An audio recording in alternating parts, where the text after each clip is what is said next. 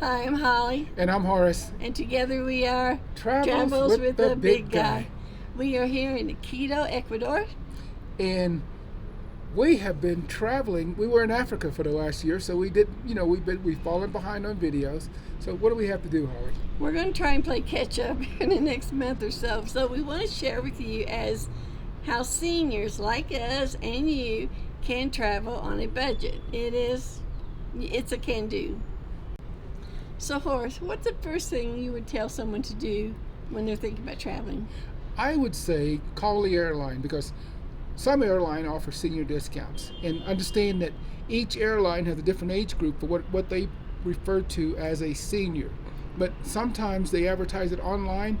Most airlines don't advertise online, so you have to actually call them and talk to them. They have several questions they want to ask you about, being a senior or whatever.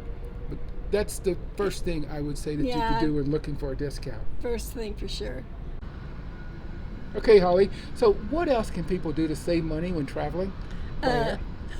Limiting the amount of luggage you're carrying, which was a hard lesson for me to learn. But each airline has their own limits on how much of luggage they will allow you. So you have to be cognizant of that when you're packing. We have a hand weight, and if you don't have a big guy like I do that can use that hand weight and weigh your luggage at home, then maybe you have bathroom scales you can put your luggage on. Or what did we see at that last airport? We saw a person that had luggage that they depended on the airline to weigh their luggage when they got to the airport, and it was it was an excessive weight, which cost them they were going to have to pay more than $100. So what did they do?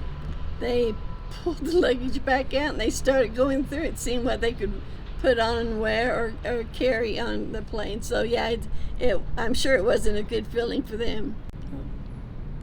So another way you can save money is if you're not stuck on a specific date. Sometimes if you're flexible on your dates, you can get a cheaper price on your ticket. Also, a big one that we follow is we travel or try to travel during slow season or pre-season. We've traveled pre-season multiple times. We still get everything this season people get. We're just there early. So if you're not stuck to a date, check out flexible dates and see if you can't find a price that's more liking to your budget. Okay, so Holly told you about traveling off-season. I'm going to tell you, when you travel, compare multiple airline rates. If you have your favorite airline, good for you. But you might check somebody else because they might be cheaper. We're talking about saving money.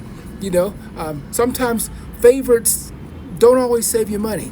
So compare multiple airlines. The other thing that you can do is compare the different departing points. What I mean by that is different airports may have lower rates. For instance, when we were getting ready to travel to Africa, I noticed that the city we were flying out of was double the price of another city that was about a 3-hour drive or a 30-minute flight. So we chose to take a low rate to fly there, take an Uber, and we still save hundreds of dollars by doing that. So two things. Remember this: multiple airlines and different airports. So another way you can save on a budget traveling is to use air miles. A lot of credit cards nowadays do give you travel mileage that you can use. And sometimes if you don't have enough miles, you can buy them for a small fee. You can also ask your friends and family if they have any miles that they would be willing to give or sell to you.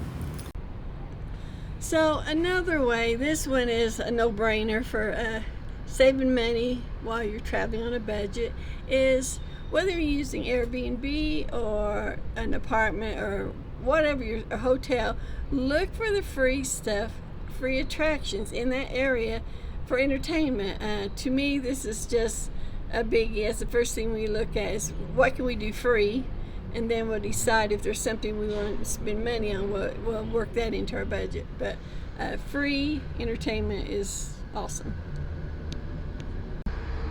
So let's talk about another way to save money as a senior, which I'll bet most of you have this. You have some kind of club membership.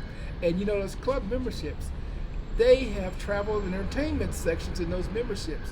So let's talk about that. With those club memberships, you could possibly, check the membership to see if they have airline, rental cars, hotels, or whatever, that you could use to get a better rate. But so look at your cards, whether it's from a grocery store, or airline or whatever. Look at those memberships and try to use that to find a better rate. Remember, club memberships. So this one takes a little bit of research. We travel a lot with Airbnbs, but there have been times when we'd have to stay at a hotel for a short span of time. Usually for us, Airbnbs work out way much better on cost effectiveness, but compare your Airbnb rates and then compare it against a hotel that you like to stay at. Now you may belong to a special hotel and get special rates, and that's great, but compare Airbnb rates against the hotel rates and see which one fits into your budget. That's the easy one. Now, here's our golden rule about staying at a hotel. It has to offer free breakfast. Sometimes it's just a continental breakfast, which we really not crazy about, but sometimes we've looked at in the hotels, they actually have chefs and they fully cook their breakfast, so that's great. But if you have to stay at a hotel, whether it's one night or 10 nights, see if they offer a free breakfast. Plus, that's saving you money on your eating out bill. Thank you. So, lastly, we want to talk about transportation, or the modes of transportation. Yeah, what you need to do is just look up online what the public transportation is in your area. Some places may have taxis, some may have Ubers, and whatever. Yango. Whatever the name of the public transportation service is. But look it up. And buses. But let me say real quick, I forgot about this. If you're landing at an airport and you need transportation to your hotel or to your Airbnb, you need to look ahead and see if that airport accepts Ubers. Some airports won't let Uber come in. Yeah, that's and correct. you'll end up walking 2 or 3 blocks to meet your Uber driver with luggage. And let me throw this in also.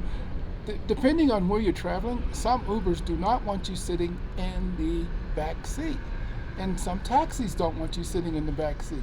So you have to sort of read the culture. Yeah, they may want you in the front seat for whatever reason, but there's taxis.